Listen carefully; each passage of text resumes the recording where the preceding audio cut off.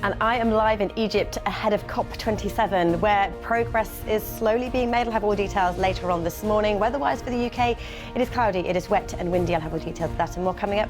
Good morning, Britain. What actually happens at the summit is genuinely, realistically important to every one of us here. Good morning, Laura. Give us your lowdown, please. Good morning to you. Well, yes, we are here at the spectacular Giza pyramids. The sun is just rising over them. They were built to last an eternity. They are 4,500 years old, the only one of the existing 7 wonders of the world still here, and they'll be here long after we're gone. So last year I went to COP26. That focused on cutting emissions, net zero targets, limiting Earth's warmings. It was so important for me to go there, be on the ground, talk to scientists, see what was happening. So that's why I've come to Egypt this year to COP27. It's the implementation COP to make those targets a reality.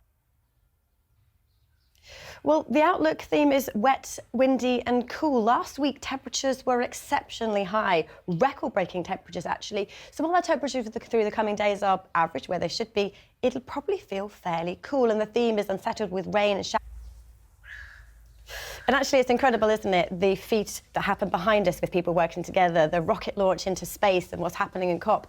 What seems impossible is possible, and that's why we're so hopeful with things that we'll see later on this week. Now, weather-wise in the UK, it is much cooler than it was last week. It's much more unsettled. There's rain or showers nearly every single day. So let's put on some...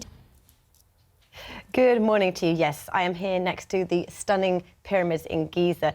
You say Egypt, you think about these pyramids, but for the last 10 days, the word Egypt has been synonymous with COP27, the climate conference, where negotiations are continuing. I'll be travelling there to Sharm el-Sheikh later on this week to find out what's happening on the ground.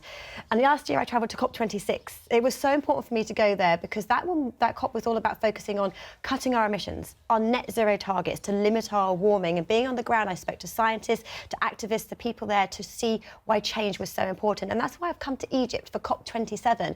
This is the implementation COP to make last year's targets a reality. The baton has been passed from one end of the scale to the other, from the UK, one of the most developed nations in the world that started emitting first and actually only minimally impacted by climate change, to here in Egypt, on the continent of Africa, one of the lowest emitting nations, and yet one of the most impacted by climate change.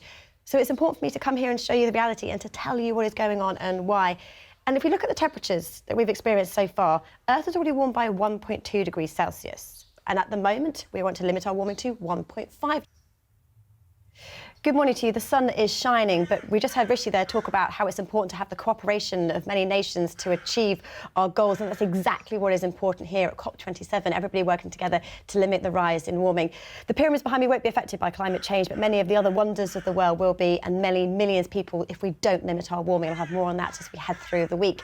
Now, weather-wise, yes, sunny here, but across the UK, we heard the rain there for Louisa. It is wet and it's fairly cool as well, particularly compared to the mild weather we've had of late. So today we have heavy rain and showers through southern areas of England and across Wales. Scotland and Northern Ireland, a little bit more in the way of sunshine. The far north of Scotland, the Northern Isles, wet and windy conditions, and they will last all week long. Temperature-wise, no great shakes, double digits for many. 12 or 13 degrees our top temperature. Average, but feeling cool compared to recent days, particularly in those blustery winds. This evening and overnight tonight, it's a tale of two halves. Clear, cold, frosty in the north with some mist and fog. Cloudy and wet yet again in the south, with a warning for how heavy that rain is set to be overnight.